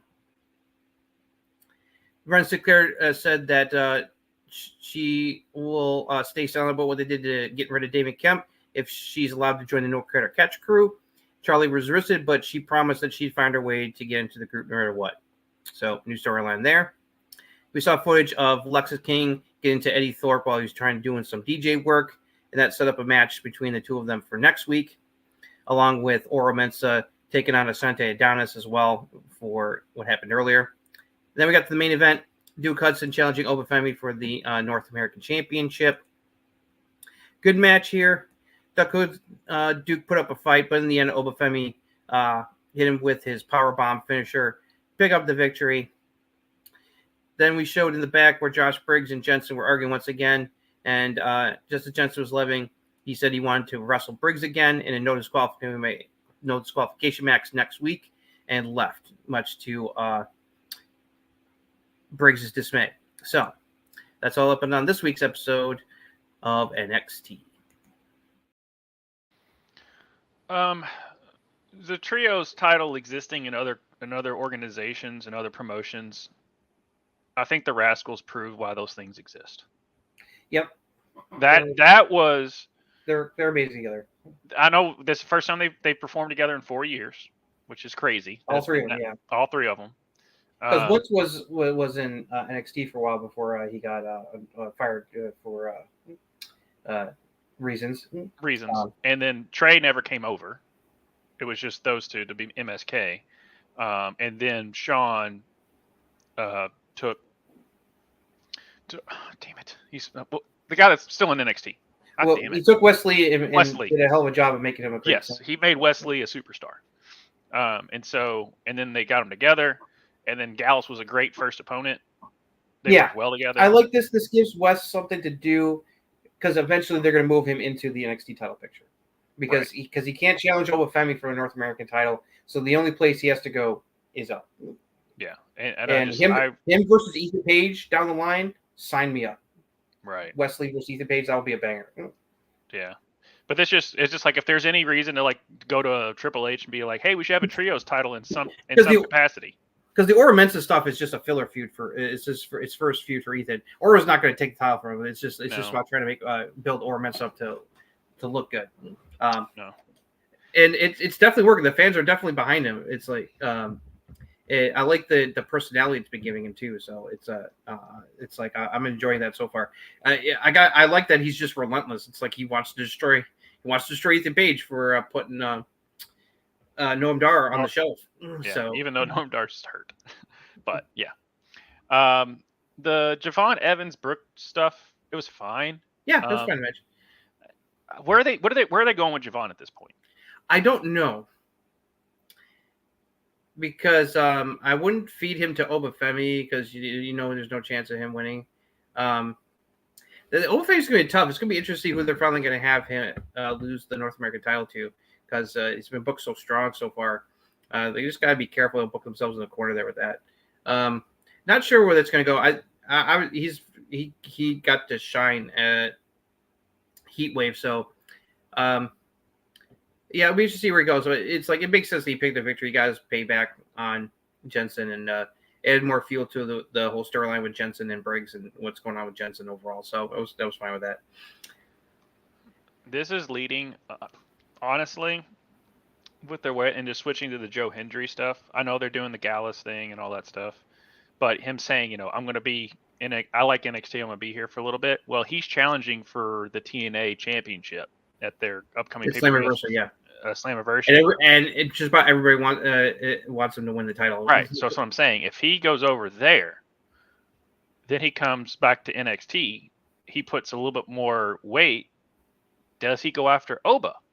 Because Ethan Page has got his hands full. Yeah, he's not going to be going after challenging with Ethan because Ethan's got Ora Mensa problem right now that he's got to deal with first. So I'm thinking it's he might do the Oba because at least you put more. It's kind of like the thing we had Roxanne. Who the hell is going to challenge her? Then Jordan Grace comes out. We're like, oh, here we go, right? I think they might go that route. We'll see. But they're definitely going to be using him. But yeah, so. Oba, they might be booking themselves into a corner because he looks like a just unstoppable force. And Duke Hudson. Duke Hudson can go, man. He's really good. He impressed me. How long has he been in NXT? For at least it's been at least getting close to 3 years now. Has he had any singles championships or is just a tag? No, just the tag team championship with as part of Chase U. Is there anything else you would do with Duke before you figured something else out? I would. It would be cool to see him win the North American title. Yeah. Okay. Let me see. Is there anything you want to talk about before I get on to Roxanne stuff? It's very interesting that it's like you got this new 3-woman faction on Raw, and then you got the same thing going on NXT. Neither one of them have a name yet. It's like come up with a name, Sean. Come on. It's basically let's figure out how to get all these people on TV. Here, Yeah. you three go together. You three go together. With Soul and Kalani and all that other stuff. I'm like, okay. Yeah, I'm intrigued by the weirdness alliance between Tatum Paxley and Wendy Chu. I was getting ready to bring that up. Oh yeah. We both saw it at the same time. Okay, you win that. Yep, I want to see that. Josh Alexander versus Oba. That's a better way to go. Yeah, because you can do a lot more with Joe because how big Joe is right now. I like that they're finally giving Ren Sinclair something to do. She's trying to join the No Credit Catch crew basically via blackmail because she saw them dispose of Damon Kemp. Right. I did like how Charlie Dempsey went to Tony D, was like looking for advice, and he's like, yo. It's like whack it, a lady. No. That's not my bag, dude. Try to find a better way to deal with it than that. Right. One thing again before we move on, WWE as a whole, I'm glad that she's on multiple programs, but what Mia Yim is she? She's feuding with Nia. Like they finally got Shayna away from all that stuff. Got a lot of stuff going on, but Mia is still going back and forth. And I'm glad, like I said, I'm glad they're booking. I'm a big fan of Mia. Yep. But figure something out. I just, you know how I feel about it is there's two different characters. Yeah, I get it, especially with the Good Brothers who are kind of like they're supposed to be heelish, but they're working together.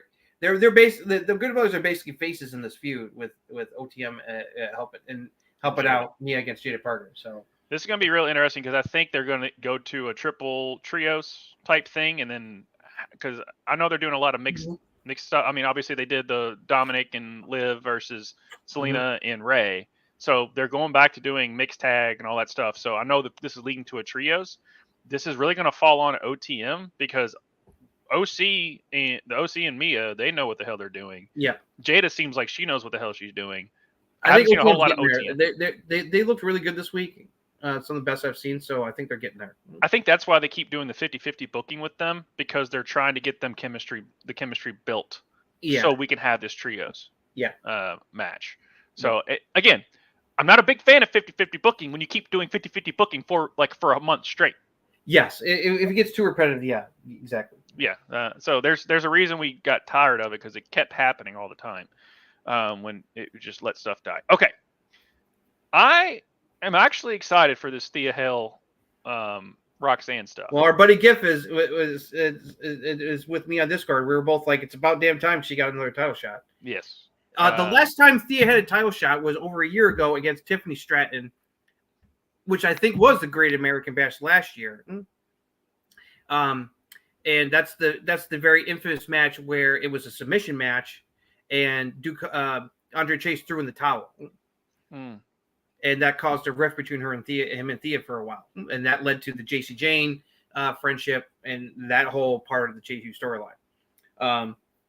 So it's been a while since she's gotten a title shot like that, and I'm excited for it.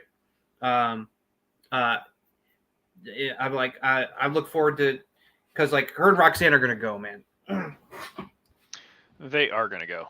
They were. I mean, they're kind of same size, so you know, and so you can definitely do a much more. And Thea's got that edge. It's like, and plus it's like that Kimura lock. She's like, it's like she's probably somewhere. Brock Lesnar's got to be smiling. Like it's like you're doing it right, girl. Basically, what's gonna happen at the Great American Bash is, which they're gonna do. Yep. Roxanne's gonna go over. Oh yeah. Thea. And then Julia's music's gonna hit, or Stephanie's one. Or both. Because she called them out.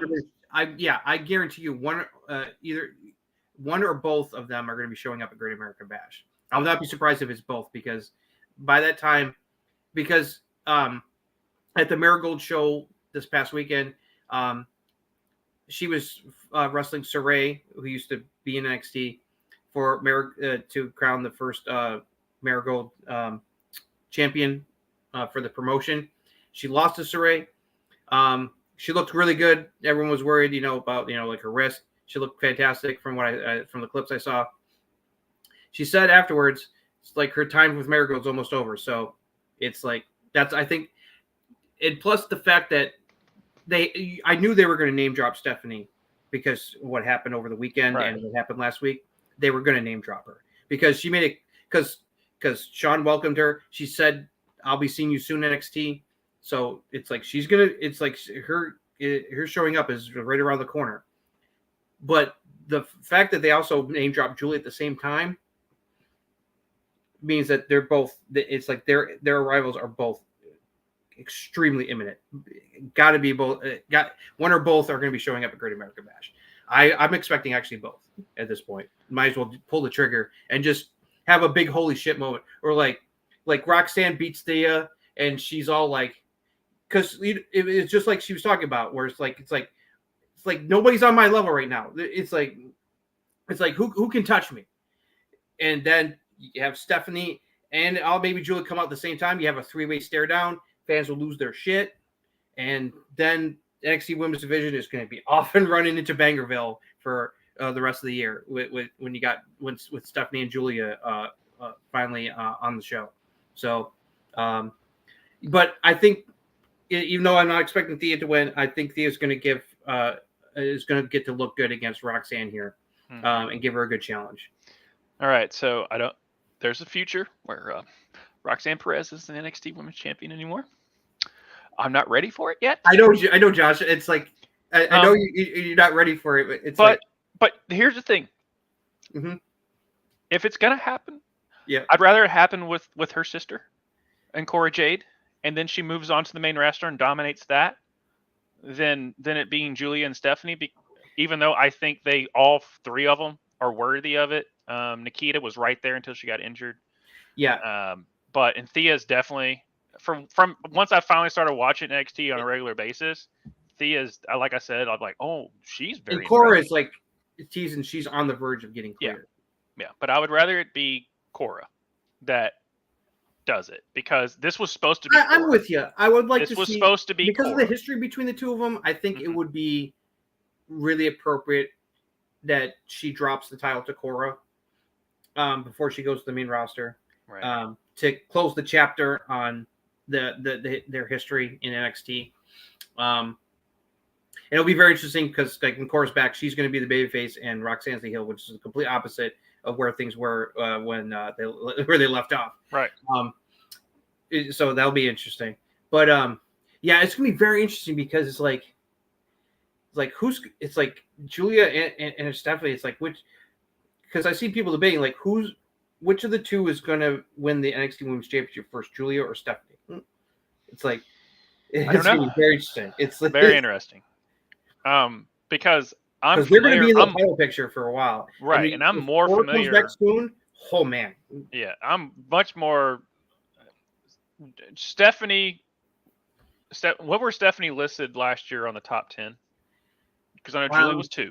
Julia's 2. I don't know where she was in the top 250. Let me see if I can real quick. Let me vamp. I'll vamp while you look that up. So, yep. Keep basically, going. I would say is right now they're still. NXT's obviously they're going to let the audience and how they're going to overproduce. Everyone's going to pop for Stephanie and Julia, but I don't know if the rest of the wrestling IWC or the casual fans are going to be like, who is that again? Everyone's going to go nuts for that. I think they'll go more nuts for the Cora Jade Roxanne feud just because that's already been there. And how Stephanie Decker was ranked 54 out of the top 250. Last year. On PWI. Because I about to say I don't remember her being in the top 10, but that has nothing to do with her. It's just not a lot of people watch CMLL. Yeah, exactly. She's definitely going to be higher on the list now that she's with WWE. Yes. It's like she's going to rock it. She's probably going to rock it right into that top 10, or top 10 or top 20. So, but I expect it just depends right now as far as the in-ring work. I think Julia's better, but who knows as a total package? Because as Shawn Michaels has quoted as saying like 3 months ago that he thinks, in-ring work is second to your character work. Mm-hmm. And so now that being said, NXT has a lot of good in-ring work. Exactly. There's no question about the in-ring work of both Julia and Stephanie. If you've seen, I've gotten this. I've been checking out. I've hunted through YouTube. I've been checking out some matches that New Japan has posted up. Seeing Julia in action. In fact, just this past weekend, I watched the match that Julia had with Willow, where Julia beat Willow for the New Japan Strong Women's Championship. Mm-hmm. Fantastic stuff. I've also seen footage of the match Julia and Stephanie Vaquer had when Vaquer beat Julia for the Strong Women's Championship several months ago, earlier this year. Banger level stuff, in my opinion. That's why I'm excited to see those two tangle in NXT after seeing the New Japan match they had for the Strong Women's Championship earlier this year. Yeah, because the only thing I've known of Stephanie is her Mercedes match at Forbidden Door. Yeah, damn, that sold me on one match. Now, granted, it wasn't just because Mercedes is there and she's such a good in-ring technician. Yeah. You have to have. It takes two to tango, and exactly. And that was a great story they just told. And and that's what people get on Will Ospreay about, is because he's not a good storyteller, which whatever. He's getting better. Exactly. If you said that opinion 5 years ago about Will Ospreay, I would agree with you, but he's getting so much better on that storytelling. Yeah, and I think that's why it's a good thing that they're going to NXT first, because they get to hone some character stuff, because their in-ring work is not the issue. They're going to work on their promo skills and their character work. And I know it's like Julia, Stephanie knows some English, but she's not like 100 like really fluent yet. She'll probably that's the thing they're definitely going to help her on, is working on her English. Julia's English is actually pretty good.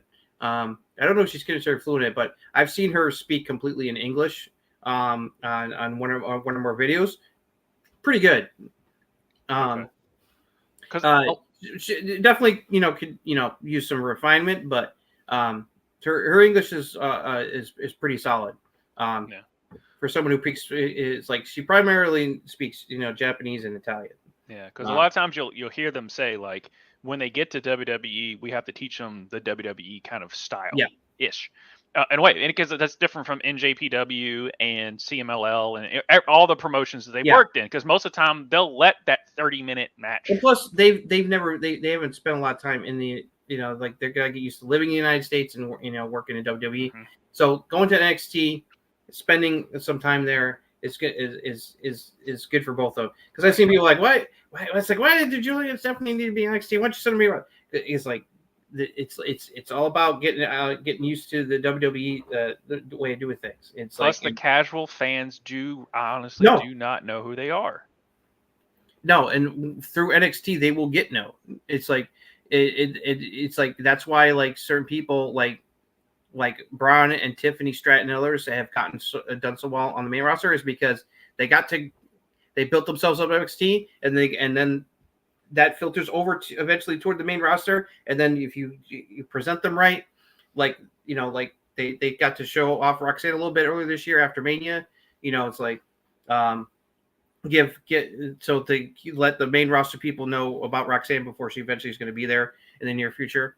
So it's the right thing, and like it's going to make things so exciting in the NXT Women's division with those two. Yeah, because the thing is for example, when they came out with that the PWI top 10 and Julia was number 2, we both were like, "Who's Julia?" Right? Yeah. Now we know who she is. Now we know who she is. And then when Stephanie Vaquer, they were like, "Yeah, she's going went for Forbidden Door." I was like, "Okay, who's this?" And when I watched after watching the Mercedes, I was like, "Holy damn, she's good."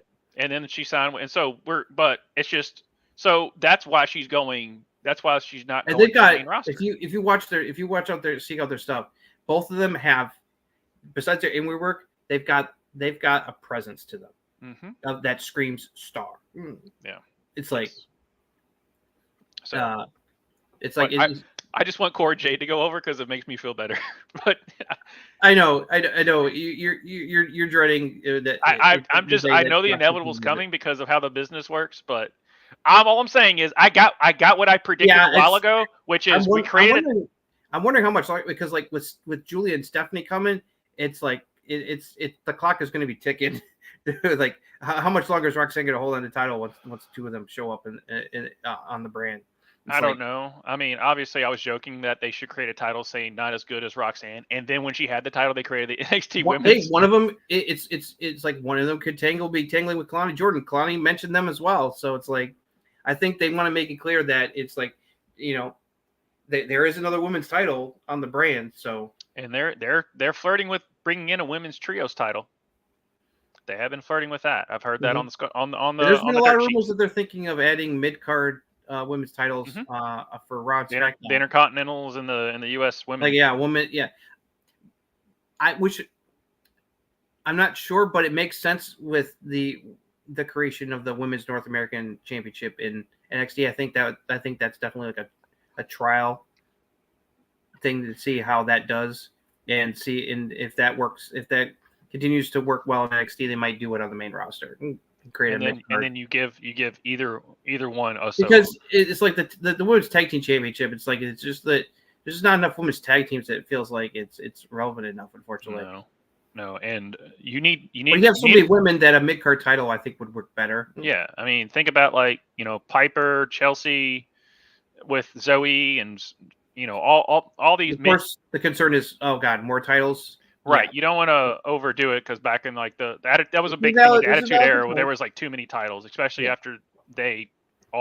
especially after the invasion angle, and you had 37 titles, so they all lost their muster. So I understand like you don't want to have titles on titles, and you have to realize that you can have blood feuds and not have any titles, and still, I mean, like that Shayna Lola Vice was awesome and had nothing to do with the title. Yep. So you can still have those feuds that can make money that sell without having a title involved, because you don't want to muddy the water. Because if there's 7 matches and all of them for a title, then it loses some weight to finally getting to that mountaintop of said title. Because like that's one thing Triple H. That's another thing Triple H has done really well. He's added weight to every single title except for the women's title. I mean, the women's tag titles, but he's added weight to every single other title. Now, granted, it is the person that has the title. The belt doesn't make the person makes the title, but they're doing really well on, Damian Priest, he cashed it in. Now we got to make him relevant to add weight to it, but Damian still has to do his job. He's doing his job in that regard. Yep. Whereas Gunther added weight to the Intercontinental title, and then and it's like, who's going to beat him? It's same thing with Oba. Now, granted, Keith Lee did really well with the NXT, NXT North American title. Everyone that's had it has pretty much been very solid with their run. Absolutely. With it. But there's some times where, obviously the Vince McMahon era, those mid card titles, no one gave a shit. Yeah. Now you care. So he's added weight to it, and he's still and Triple H is still trying to figure out how he's supposed to book the women's tag titles. That's it. One last thing before we wrap up on NXT. I'm wondering where they're going to go with Trick, because obviously Trick wants to try to get a rematch. But with the Ormesa, I'm like, it seems like they're holding off on Trick getting back in Ethan's space just yet, because I think they want to do him and Ormesa, get that out of the way first. And also him trying to figure out how to what do I need to do to get back into the title picture. So I wonder where that's going to go. We'll have to even didn't last week Ethan was saying you got to get in the back of the line or something. Yeah, he basically told Trick to get back in the line. He told him nope, your rematch is denied. Yeah, I mean it's the same thing as him, and then Javon Evans is kind of in the middle, tread water type thing. There really is no direction for them. They're a rudderless boat at this point. Yeah.